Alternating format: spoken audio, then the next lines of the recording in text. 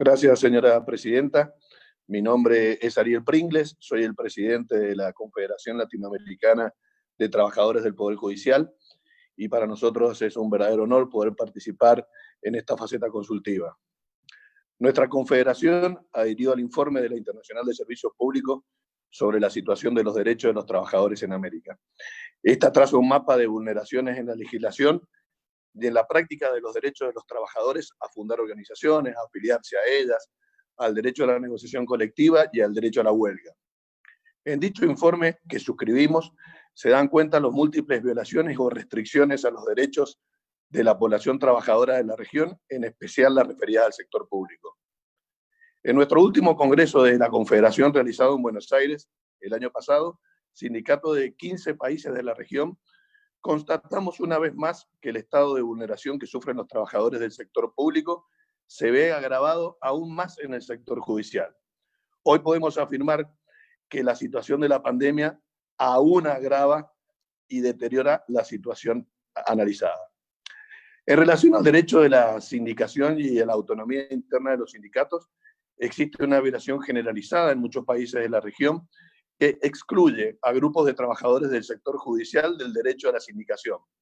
Se verifica la falta de medidas legales para prohibir la discriminación y la inadecuación de los recursos y las sanciones refuerzan las prácticas discriminatorias antisindicales. Esta protección inadecuada controla la discriminación y los actos de injerencia antisindical y las prácticas de injerencia por parte de las autoridades judiciales. Muchos de nuestros países ya han implementado reformas laborales y previsionales que han afectado el derecho a la libertad sindical, restringiendo aún más su ejercicio. En referencia al derecho a la negociación colectiva, existe una violación generalizada en la mayoría de los países de la región, siendo la más habitual de las violaciones la exclusión del derecho a grupos de trabajadores del sector público o de todos ellos. Esto se verifica de un modo exponencial en el sector judicial.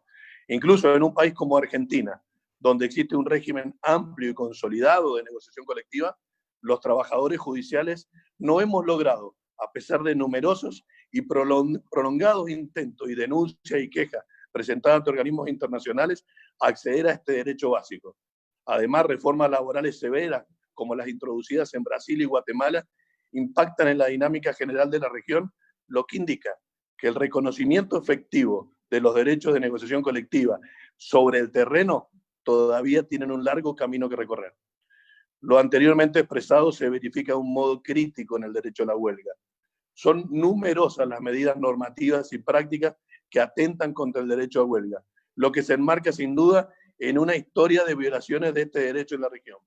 Las principales violaciones de este derecho van desde la prohibición lisa y llana para los trabajadores judiciales al derecho a la huelga, a restricciones basadas en el objetivo, en el tipo de huelga, en requisitos previos excesivos necesarios para ejercerlo.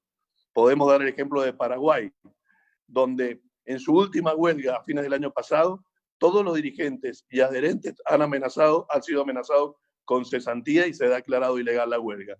Del mismo modo, los compañeros judiciales de Brasil, que han denunciado la situación de retroceso en el ámbito de las legislaciones laborales que sufren los trabajadores del Poder Judicial, siendo desconocidos los preceptos constitucionales y normas internacionales, pretendiendo someter el papel de la justicia del trabajo y negando el derecho a la representación y defensa sindical de los trabajadores judiciales. A partir de lo dicho, se destaca que estos cambios y retrocesos en materia de derechos de los trabajadores se han producido en un contexto muy complejo de medidas de austeridad, privatización y externalización, respaldadas a menudo por instituciones financieras internacionales. Estas políticas fallidas en varios países de la región han causado un grave perjuicio a los servicios públicos, al sector judicial y a la población en general. Estos cambios de retroceso han tenido lugar en una atmósfera de propaganda antisindical y ataque a los derechos de los trabajadores por parte de gobiernos, medios de comunicación y empleadores en varios países de la región. Esto incluye, entre otros, la violencia durante huelga y protestas, encarcelamientos, asesinatos, acoso, intimidación y amenaza a los sindicalistas. Nuestros compañeros del sector judicial y carcelario de El Salvador y Colombia pueden dar cuenta de ello. En este último país hemos denunciado 57 asesinatos en los últimos 7 años. Sin embargo, a pesar de todos estos desafíos, los sindicatos, a menudo con el apoyo de otras organizaciones, han sido capaces de impulsar cambios que mejoran la situación de los derechos de los trabajadores en varios países de la región. Existen ejemplos que muestran que, a pesar de un contexto muy hostil, la lucha por los derechos de los trabajadores sigue siendo fuerte. Por eso es que necesitamos un sistema interamericano de protección de derechos que actúe con protagonismo y eficacia, y de allí la esperanza en esta audiencia. Los servicios públicos de calidad son esenciales para lograr una vida mejor para todos. La violación de la libertad sindical en el sector público produce gravísimas consecuencias para la vigencia de los derechos humanos, la calidad de vida de las personas empleadas en el Estado y de toda la sociedad en su conjunto. La negación de mecanismos de negociación y diálogo para canalizar el conflicto laboral en este sector puede derivar en la paralización o en el deterioro de la calidad de la prestación de los servicios públicos indispensables para satisfacer las necesidades básicas de la sociedad y el goce efectivo de los derechos humanos. Finalmente, queremos recalcar que la crisis que vivimos tiene entre sus principales causas la aplicación de proyectos económicos que atentan claramente contra los derechos de los trabajadores sindicalizados, afectando la administración de justicia y el acceso a los derechos por parte de nuestros pueblos, en especial de los sectores más vulnerados. Estos procesos de acceso a los derechos por parte de nuestra población atentan contra la calidad de la administración de justicia y ponen en jaque al sistema democrático. Por eso, las organizaciones judiciales que conforman esta confederación, pertenecientes a sindicatos de México, Costa Rica, Nicaragua, El Salvador, Guatemala, Honduras, Ecuador, Venezuela, Colombia, Perú, Brasil, Bolivia, Paraguay, Chile y Argentina, afirmamos que el sector judicial se encuentra en un estado de emergencia. Les comento que en la Argentina el Consejo de la Magistratura ya declaró el estado de emergencia del Poder Judicial.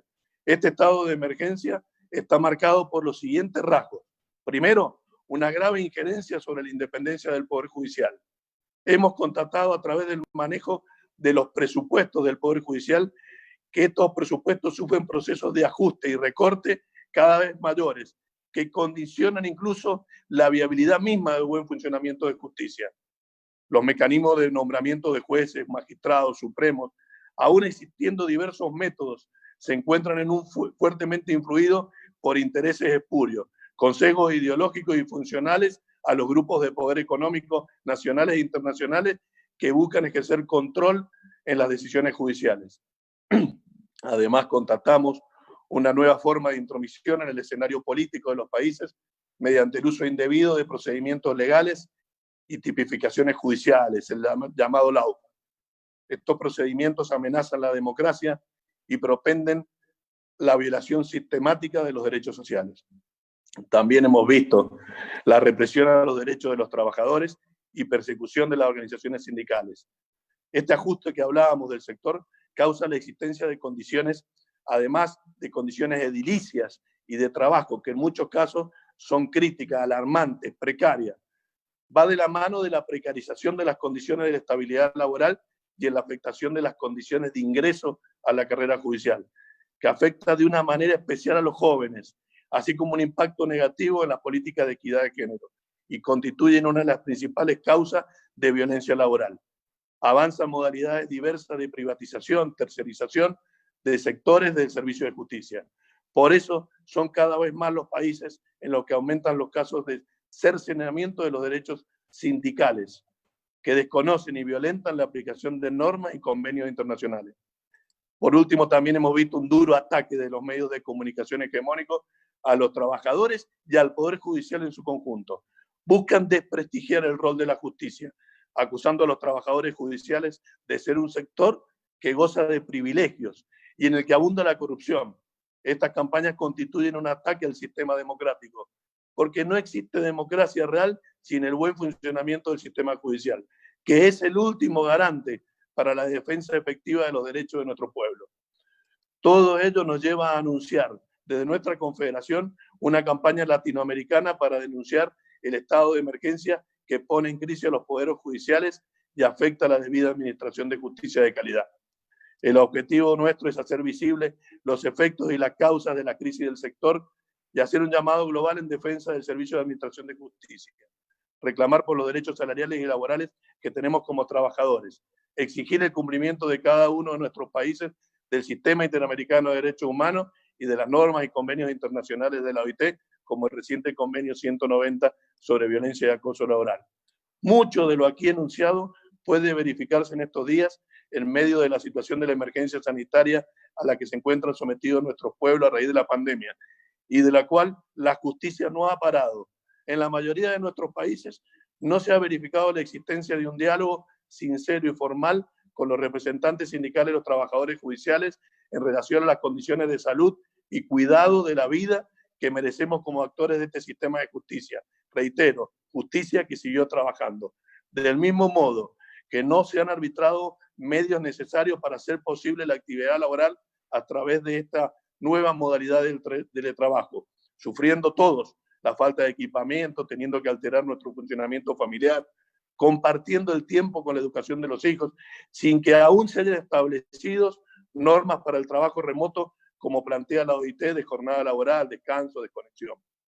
Finalmente, hacemos nuestras las palabras del Papa Francisco, cuando denuncia que la injusticia social naturalizada y por tanto invisibilizada, que solo recordamos o reconocemos cuando alguien hace ruido en las calles y son rápidamente catalogadas como peligrosos o molestos, termina por silenciar una historia de postergaciones y olvido. Esto es uno de los grandes obstáculos que encuentra el pacto social y que debilita el sistema democrático. Un sistema político-económico para su sano desarrollo necesita garantizar que la democracia no es solo nominal, sino que puede verse plasmada en acciones concretas que velen por la dignidad de todos sus habitantes bajo la lógica del bien común, en un llamado de solidaridad y una opción preferencial por los pobres. Presidenta, esto nos exige los esfuerzos de las máximas autoridades y, por cierto, del Poder Judicial, para reducir la distancia entre el reconocimiento jurídico y lo práctico del mismo. No hay democracia con hambre, ni desarrollo con pobreza, ni justicia en la equidad. Esperamos esperanzados la resolución de esa Corte. Muchas gracias, señora presidenta. Muchas gracias a usted, de la Confederación Latinoamericana de Trabajos del Poder Judicial. Daré